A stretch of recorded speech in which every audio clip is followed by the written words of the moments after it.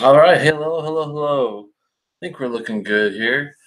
Already got some people waiting in to join in. I appreciate you all standing by after the Scotch for Dummies show, and always a good one. I appreciate the support over here. Chad Adams, Trooper Henry, Christopher David, and I'm sure there's some other ones lurking in the background.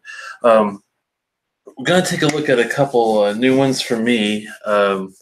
One I actually had before, but it was just like in one of those whiskey fest type of environments where it's really hard to sit down and really get to know a whiskey. Um, First impressions were decent, and we'll take a closer look at the Glen Moray 18, which is this guy here, and we'll look also at, I believe it's pronounced Scapa. I'm not sure. I never really heard it pronounced by any Scottish speakers.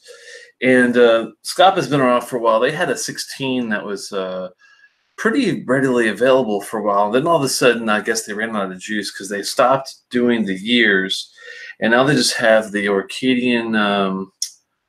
Trying to think, the Skyrim, and this one is I believe it's pronounced Glansa. I'm sorry, Glanza.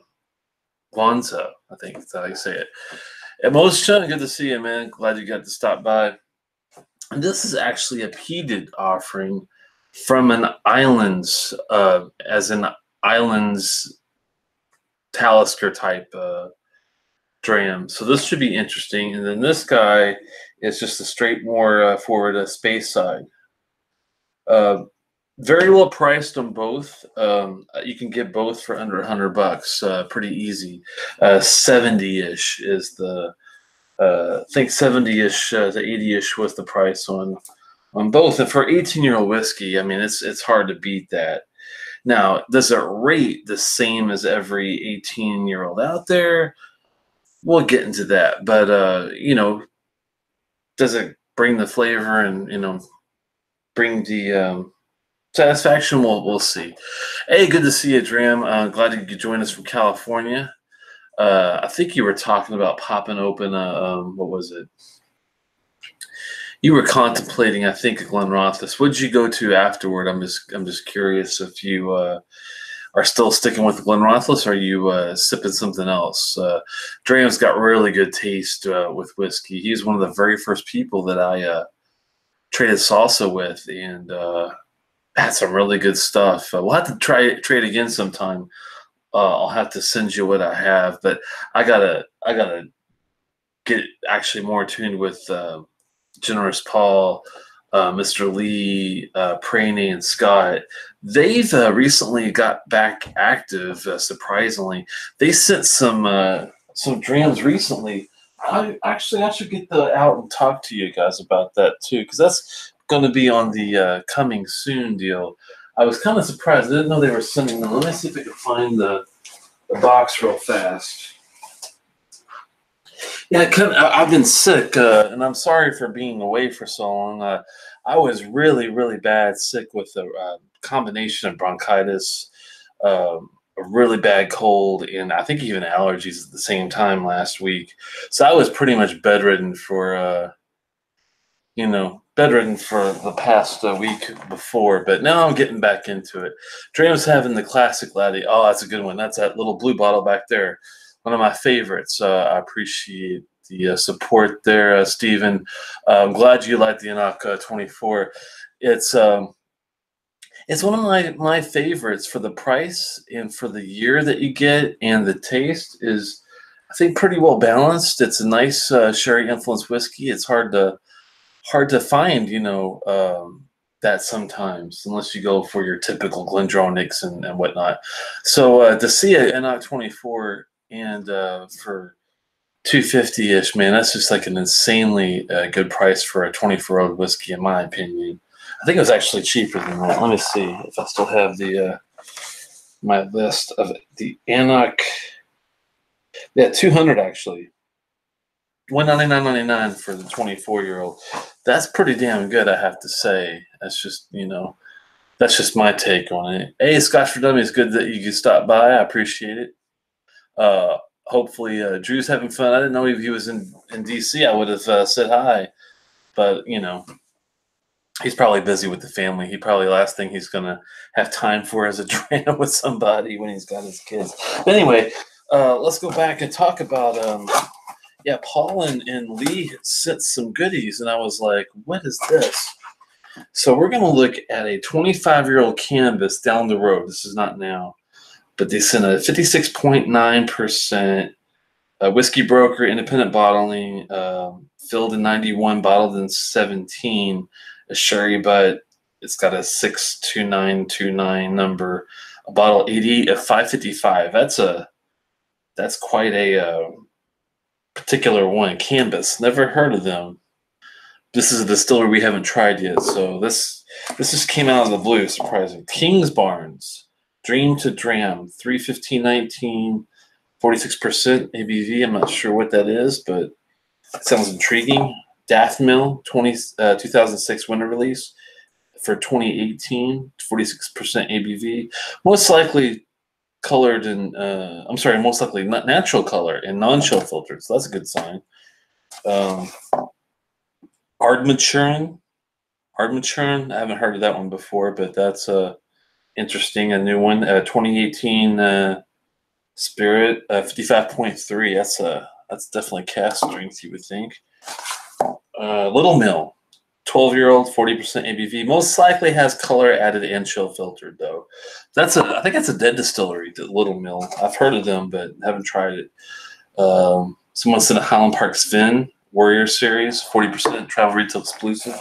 That should be fun to try.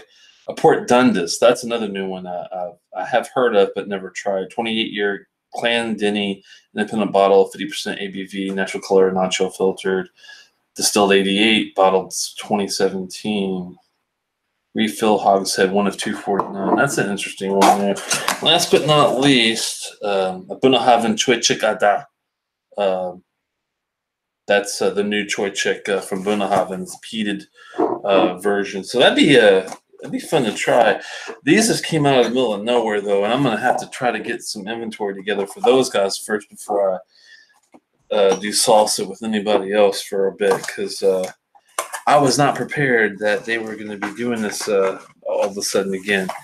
And I would like to try these, and I don't want to feel bad about not sending something, so I'm going to have to figure out what I can do.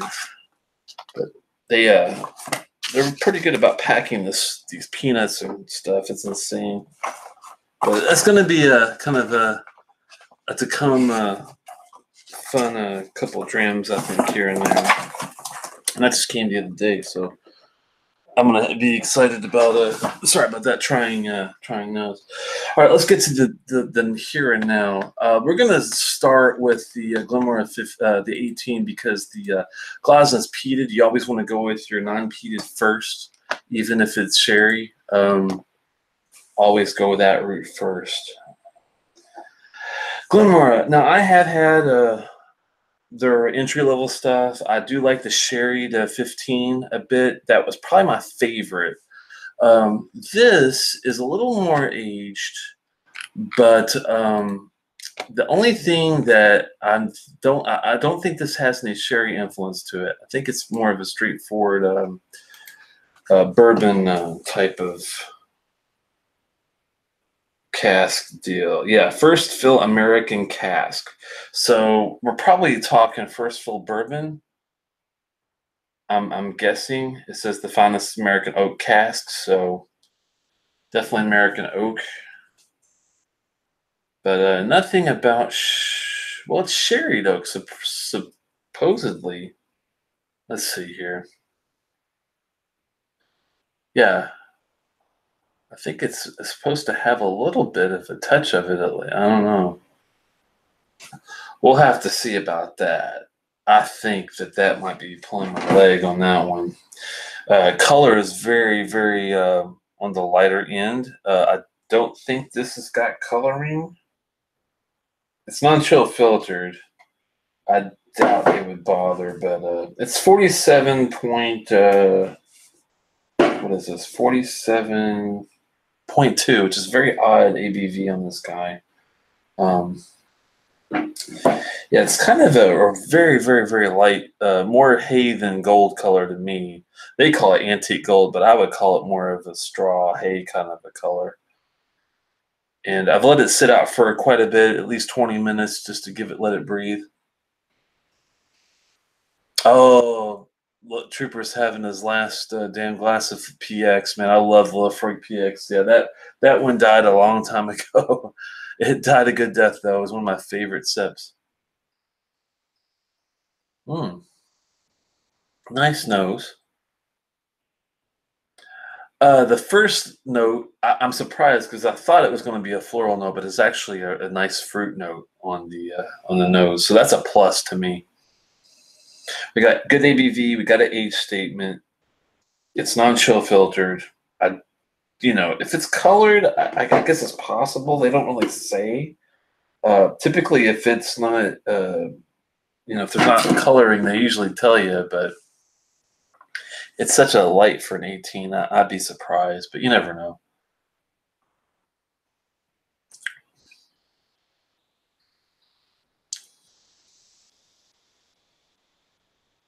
Hmm.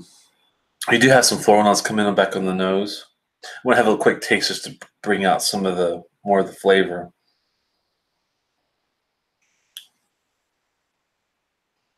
It's quite subtle. It's definitely a more along the lines of a typical space side.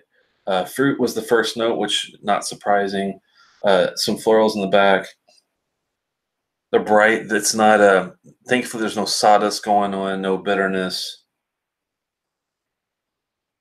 You even can smell some of that sugary confection bakery thing going on in the back too. Huh. Does it smell 18 years old though? I mean, that's the tough one. It's such a subtle nose that and for the high, I mean, I don't want to say high ABV, but higher than 40, 43, 46 even ABV. I'm surprised that it doesn't have a little more complexity, I guess is the word for it I'm looking for. It's well balanced. I will give it that. Now, if you want a nice floral, fruity, vanilla sweet, lots of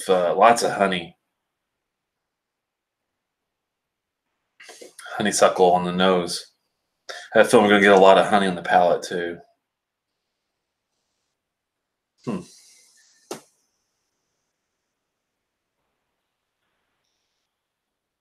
Just going neat, and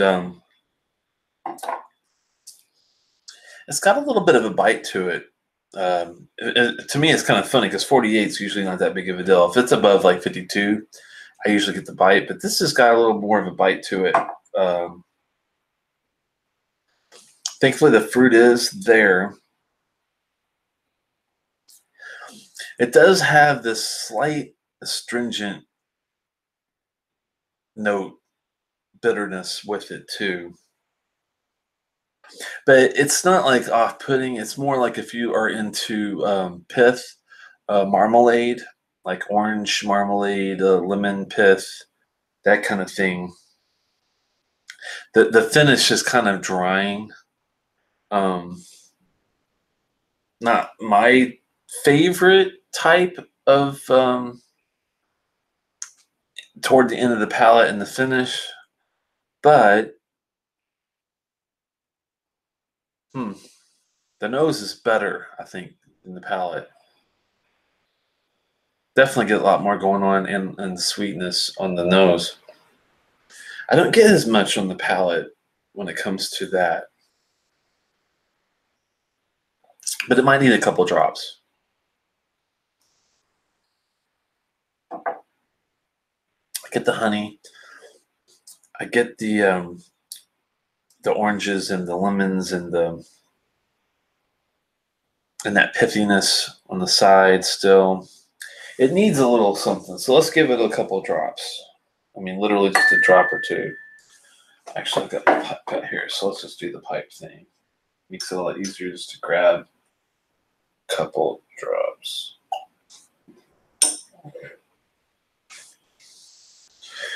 See if that, sometimes it makes a whiskey a little more, opened up. Well, this is actually might be comparable to an Enoch 18. I, I've only had the 24 on the Enoch. I have not had the 18. Now, if the 18, and I know they say sherry to oak on the on their version of the nose notes, but I'm sorry, I'm not getting a whole lot of maybe a little bit. I mean, a touch of sherry, but it's like very, very, very, very, very far back. Let me see if I bring open just some guidance on the that Enoch 18 to see what type. It is like a Deanston 18 in a little way, but I like the Deanston 18 a bit better. And I think it's because the woody notes are a little more, I don't know if I would say charring or a little more rustic, but this is definitely, I'd say, more on the fruitier, floral / hay balanced dram than any type of no peat detected, no smoke detected, none of that. It's definitely a little more lighter. Now let me look at the 18 on the Enoch side. It's 46% ex-bourbon and ex-sherry, see. And they actually talk about the sherry notes. So I'm going to say I would probably, if you're a sherry fan, I would skip the Glen Moray 18 and go with the Enoch 18 because the sherry notes for this are just not here. I'm just not getting them. I compare this more to a Deanston 18, maybe a Springbank Bourbon 14, but the Springbank 14 Bourbon is a lot better. This is decent, but it's not the same type of caliber, I think, on some of those other 18s. That's just my. The nose is fantastic, though. That's what's weird. It's like the nose for me is really good and is on par with other 18s, and maybe even surpasses some of the 18 noses, like the Deanston 18 or the Bourbon 14 Springbank. But on the nose, it's a really good nose. The palate's where I'm having a problem.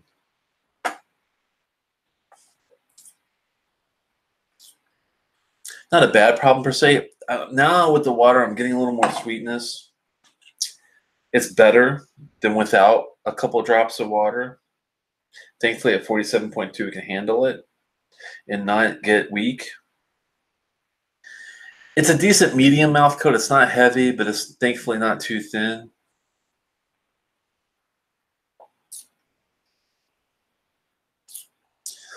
It's tasty. That finish, though, it's got some nice butter, sweetness, sugar cookie thing going on, but it's so fast.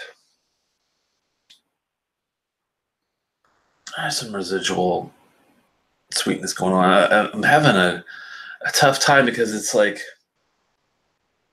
up and down like a roller coaster to me. It's like the first sip, I was kind of like, The second sip, I'm like, okay, I'm getting better notes with this. And then, third sip, I'm kind of like, well, not sure. Fourth sip, there, it's back again. It's like it's comes in waves. It's really weird. Not bad. Not my favorite 18, but I'm not a huge Space Side fanatic. I mean, I like some like Ball Blair. I like the 99 a lot. This is not in that same caliber, though, unfortunately. Trooper, you got to get an Enoch, man. They have some good stuff. I love that nose a lot, though. So, trying to score this puppy is not easy, but I'm going to go with, I do 5 stars 0.25 increments, 3 being a pretty good average whiskey. This is a little above average. I mean, with the age and the fact that they do present it with the non-chill filtering, coloring, I'd be surprised if they even bothered. You never know. Since it is, I think I do prefer the 15 sherried version of Glen Moray's stuff better. This is probably my second favorite Glen Moray I've had, though. Next to 25 is pretty darn good, too. I'm thinking it's a 3.5. Not, not fantastic, but not bad. Better than average. If this was a 12, it would be a 3. The 15, I think, scores a little even higher than the 3.5. I think it's a 3.75 to 4 on the 15. On this guy, I'd say it's more of a 3.5 is a fair score, I think, with this guy. Now we're getting a little more tropical notes. There's some bananas in there. I mean, it's the nose is the best thing about it.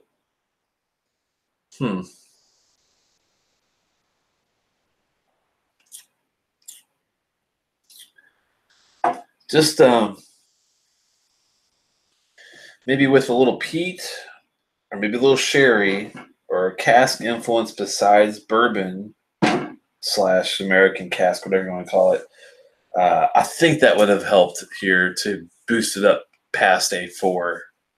But it is what it is. I'm definitely not miffed or upset about my purchase because it is under 100 for an 18-year-old. That's hard to find. Lagavulin 16 is about the same price, and it's 2 years younger. It's definitely a 4.5 whiskey, though, so it's kind of one of those, hard to equate, but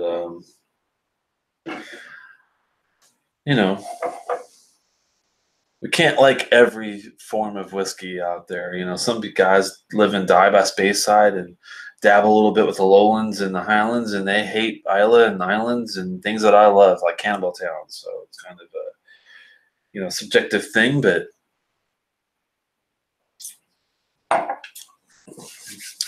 it's a good taste. I'm not getting that at all, Mo's cocoa or coffee. Like I said, I agree. The Glen Moray 15 has that. I think the sherry helps bring that cocoa and coffee kind of the sweet / bitter combination of flavors with it. I don't get that here. I get more of that tangerine, orange, lemon, butterscotch, sugar cookie mix. With a nice, flavor, a nice, palate. It's just that typical bourbon cask, though. If you've had one, you've had them, you've had them all pretty much. That's the way I see it, at least. If it's not peated and it doesn't have sherry in it, and it doesn't have the cask influence, I'm not going to be wowed by it, most likely. It's going to be a decent whiskey, and and I think that's pretty fair. 3.5. I'm glad I got it, though. All right, let's look a little different. We'll move from the Speyside to the islands area. Now, I'm going to try to pronounce these a little more emphasis. Someone was watching a video and thought I said that I compared Kerguelen to an Isla, and I'm like, no, I said islands. It has that peppery thing going on like a Talisker, so it's not peated. It doesn't have, any medicinal iodine quality to it like a Lafroig or anything like Isla. But it does have that peppery white pepper spiciness to it, and that's why it reminds me of an Islands whiskey, which is the same as this Scapa, Talisker, Highland Park, those kind of guys. Now Scapa has that I talked about the Skyrim is probably their #1 seller, I think, at this point with their new line. They don't have any age statements available anymore, but this is their peated version. It's the Glansa, I think that's how you say it, Glansa. Um, it's got batch numbers, which is kind of intriguing. GL01. I'm not sure if this is a good one or a bad one or indifferent. It was bottled in August of 2016, so it's been around a little bit. Other than that, it doesn't really say a whole lot about the coloring slash age slash. I mean, it's got your typical marketing stuff, but it doesn't really, go into a whole lot of other detail. But that's what we had Distiller for. So I thought, well, let me get rid of this thing here and bring up the some of the distiller notes that they had, which helps a whole lot looking at some of this stuff. This their version says they were bottled at 40%. Is this only 40% ABV? Gotta be kidding me. Is it 40? It's 40%. Well, hell's bells. This is not doing well at all out of the gate. If you went just by like typical ratings, it's probably colored. It's got a kind of a dark thing going on. This does have it is first fill American oak and ex-peated whiskey. I guess there's no sherry to be spoke of. At first, I thought I was going to say sherry, but no. So it is probably colored. At 40%, I would not be surprised if it was chill filtered as well, because they don't talk about chill filtering being, anything on this guy.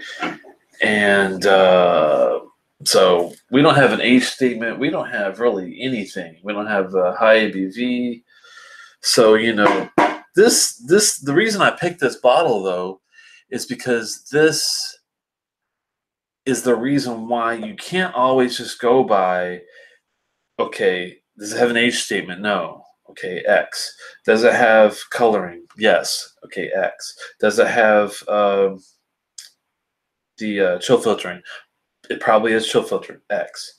So just by those three, not even looking at the age, coloring, chill filter, and ABV being 40, that's like 4 strikes. So you would normally not buy or even think about buying a whiskey like this. But I'm here to tell you, it's actually pretty good. The reason why I got this one is because I've had the Skyrim before a couple times, and it just didn't really do a whole lot for me. It was kind of reminiscent to me of like an Old Pulteney 12. It was a decent 3 to 3.25 whiskey, but there wasn't really a whole lot other than the good maritime briny factors you get from an island's whiskey. It didn't really have anything else going for it that made it stand out. With this, though, I had a taste at I think it was at a festival of some sort. And the big difference maker is the peat. The peat really, really, I think, has done well with this specific expression. I'm not sure what it is, if it's because it's islands, if it reminds me of a Talisker, which I'm a huge fan of. I hear you, Trooper. I'm a huge fan of the Talisker Distillers Edition as well. He's going to make a run for the 18 Omen. Yeah, it's okay if you like Highland whiskey. I mean, it's just not. It's a little too light for me, but I appreciate the floral properties of it. It's just not something I seek out. This, on the other hand, has that really nice. It's got a nice balance of not just the peat, but really nice sweetness in there with a little spice. Excuse me, I get like a slight touch of cinnamon, some nutmeg in there with the peat. This actually has more of a. It's kind of crazy, even though it doesn't have the age of this 18. It's got some refinement to the smell.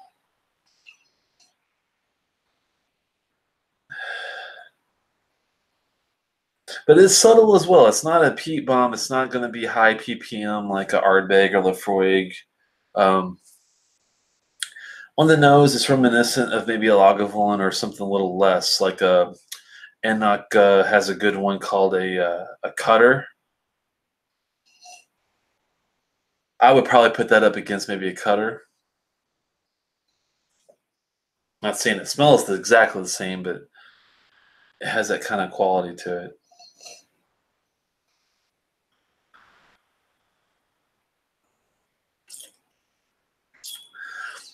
Now, the thing about this one is it's thinner than medium, but it's not like as light as like a Glengoyne on the mouth coat. So that right there is okay. Not ideal, but not not out of the out of the question either. Gets some nice subtle citrus fruits too. A little smoke. It's like a Talisker light. It doesn't have the strength and the power of a Talisker 10. It's not as complex or near as complex as a Talisker 18, but it does have more along the lines of maybe like a Talisker Storm / Sky, that kind of thing. It's it's really tough. Most just ask a good question, whether it can handle a drop or will it drown it.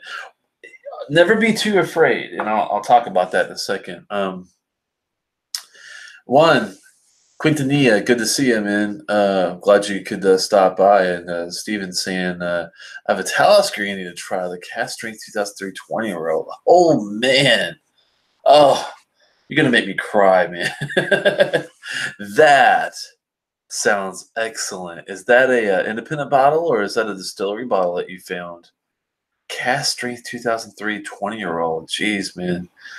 If it's independent, let me know who the bottler is. I'm just kind of curious of what it is. We're gonna do drop of water because, and I mentioned this I think in the last video. Dalmore is one of those distilleries that's kind of like it, where it's a 40% ABV, but unless you put a drop of water on it, literally just a drop though, it doesn't really open up until you do it. And I'm talking about like the King's Alexander the Third, the 18. Lots of good Dalmores are like that, where you have to just give it. I mean, that you can barely. I don't know if I don't want to put over my computer too close; it'll drop in the keyboard. But we're talking like that was 2 drops. I'm gonna give it maybe 1 or 2 more, little bitty deals. There we go. Okay, it's like 3 minor drops, and see if it can handle it. I am afraid because it is the smoke is very subtle. It doesn't it's not really powerful. And before you guys go, if you have fun tonight, please give me a thumbs up. I appreciate it. I keep forgetting to say that. And some of these videos never ever hardly get anybody, I think, watching after the fact. So, but yeah, I was kind of nervous about adding water to it because the smoke is very subtle, but you never know.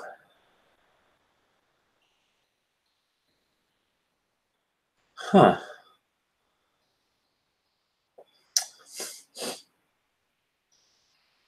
I'm getting a little more tea, a little more tobacco. The nose now, maybe. And some deeper floral stuff like a jasmine, lavender. That's interesting how a couple of drops really did change it. For the better? I'm not sure yet. Made the nose more complex, at least. Oh, official bottling. Wow, man. Where the hell did you find that? 2003. That's an oldie, man. Wow. Yeah, I would love to be able to try something like that. I've had the 18 is one of my regular go-tos. I've been lucky enough to taste their 20 something. I can't remember if it was 25 or 20, like once at a passing during like one of those festivals. And um, did I try that? I think I might be thinking of something that Lee had where he had a bottle of 25 and people were telling him that it wasn't all that great, and but it's only certain years of the 25 were up and down, and he had actually a good version of it, so he was lucky. But I don't think I've ever tried any of their older stuff, like their 20s. Cast strength Talisker. I don't know if I've ever had that nice. Is the Distillers Edition? Is that cast strength? I can't remember. I think it's up there at least. If it's not cast strength, but that's one of my favorites that I've had, definitely next to the regular 10. Nose is still good. It's kind of all over a little bit.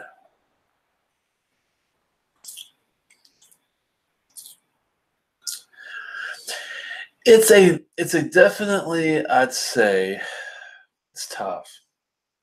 Now it's not gonna like blow your socks off like, you know, with anything, but it does have good flavor. It's a very easy to drink, peated, really nice balance of taste whiskey.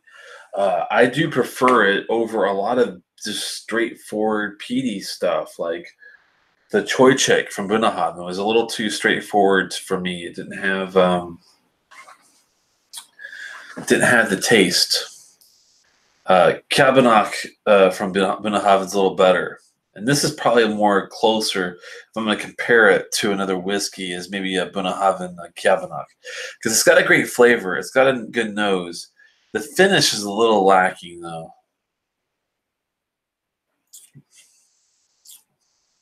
It doesn't have the cocoa.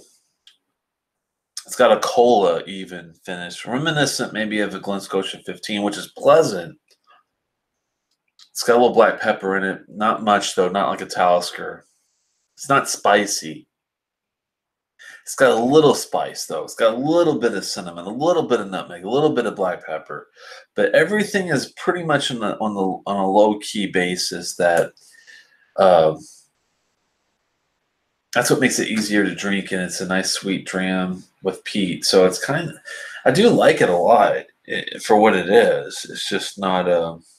I wish it was 48%. I wish it was 12 years old. It would be badass. It would be a 4.25 to 4.5 if it had that quality to it. Since it doesn't, but it's better than a run of the mill peated, the Enoch Flounder. I did not like that much. A little too sweet and tangy on the peat. The Timotol peaty tang, didn't like that at all. This is a good peated whiskey, I'd say. So I'm going to give it a 3.75. It's a little bit better, even though the ABV is not there. I wish it was. It's a nice drink. It really is. You have to be in the mood for something very, very low ABV, though, and very subtle. If you're okay with that, it does have a wide range of flavor. It's just everything is on a low note. If that makes any sense. What you get is really tasty, though. Just wish it was a little more of it and lasted a little longer. But if that's my only complaint, I think a 3.75 is legit. Really like that peppery finish too. It's growing on me. We passed the neck pour and everything, and I don't know.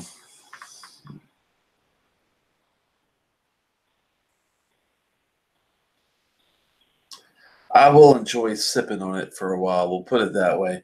Cheers to you, Christopher David. Thanks for stopping by and hanging out. And I really appreciate your all's time. Mm. Thinner on the mouth coat. Thankfully, it's not as thin as a Glengoyne, but yet it's really close to it. It's got that peat really helps the palate, but the finish is up and down. But I think I scored it pretty fairly on that. Most thinks I think it's cast strength even without an age statement it would be really good. Yeah, I think you're right. That's the thing. Out of the 4 things that people usually go for with the whole age slash ABV slash color slash chill filtering crap, the thing I think that makes the most difference out of those 4 things is definitely an ABV, is the first thing. The second thing I think is the age. The third thing I think between the color and the dye, the color and the chill filtering is probably the chill filtering, because that does affect the taste, believe it or not. But supposedly the dye does too. But I wouldn't think food coloring would really make that much of a difference. If I had to rate my thing, or if I'm looking at whiskey and I'm thinking, you know, what's the most important aspect? ABV is number 1, age number 2. I'm going to say chill filtering number 3, and coloring is last. That's how I would break it down if I'm thinking of what I'm going to look for. But the funny thing is, the age is almost as important as the ABV. It really is. You can really taste the difference between 15-year-old and 12-year-old stuff, and as well as 15 to 18. But just like this one, if the cask is something that you enjoy more on their 15 versus what they do for their 18, you actually might, be surprised that you find out that you really like their 15-year-old version more than their 18. That happened with Deanston. I really, really like their PX 10-year. It's only 10, but that PX cask makes the difference for me. I love it. I would much rather have that than just an 18-year-old bourbon, American wood oak cask deal, and it's 18 years old. Yeah, you have 8 more years, but you don't have that PX cask influence, and that makes a big difference to me. So I'm going to look at it that way, some of the stuff, but not a bad deal. I am happy with both. I'm probably going to enjoy the Scapa just a little bit more, only because there's peat there. If this was the Skyrim, I probably would enjoy them about the same, if not this one actually more, because of the age. And the nose is really well done. The nose really brings it up. I might have to say a 3.75 because the nose is so good on that. But I don't know. The palate and the finish are so important. I can't let myself talk me into it. So I'm going to have to keep it at 3.5 and then 3.75 on the Scapa. Well, guys, I really appreciate y'all stopping out and having fun with me. And we'll be looking at some of those new ones I talked about. Maybe I also got to look at a couple of new distilleries I haven't touched yet, as far as like Glen has a 13-year-old that I think I might have to take a look at. There's some Wolfburn and some other distilleries that I haven't got my hands on yet that are here local. So I might have to do that for the next one. Hopefully, knock on wood, some kind of veneer wood, something. There's wood here, I guess.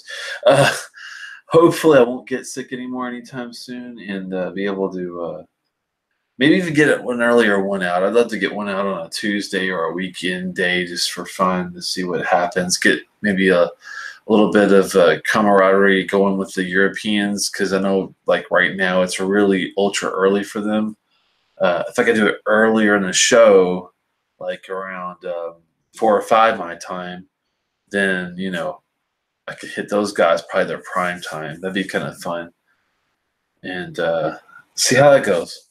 Aloha, Juan. Thanks for coming by, and hopefully we'll do one that you guys have been, thinking about.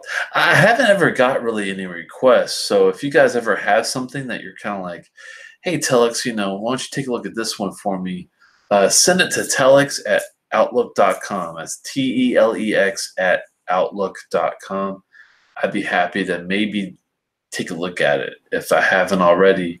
And looks like most is saying that Kid cut him a 22-year-old from 80. Was uncertain at pulling the trigger. Yeah, the independents make it even more of a weird risk. Moe's, I recently watched, it's funny because I was already planning on doing the Glencairn 13-year-old because it's a distillery bottle.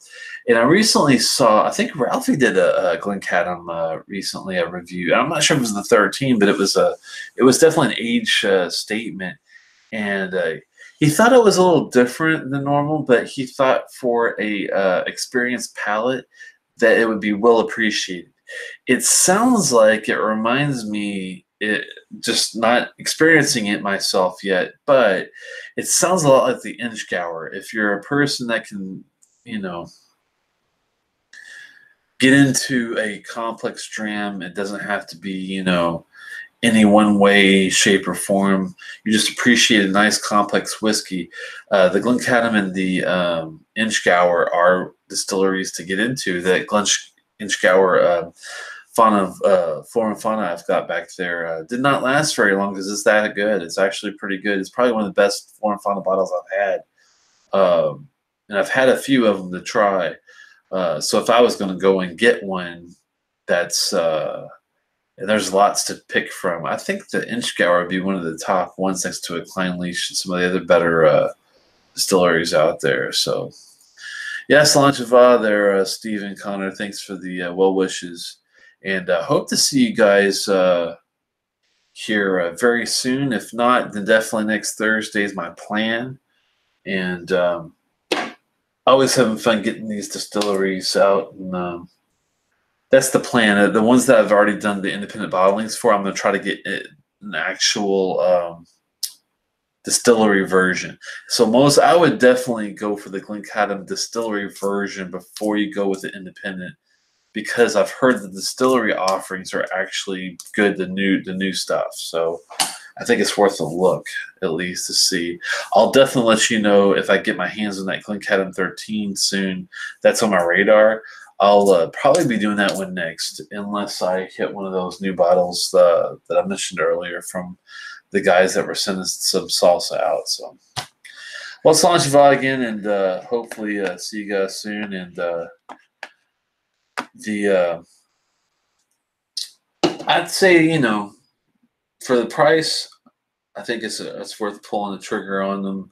But don't think you're going to be wowed. It's not like going to be it's definitely different than, knowing what you're going to get with like a Ardbeg Ugadal or a Lagavulin 16, that kind of thing. It's a whole different thing. So, but it's $20 less or so ish.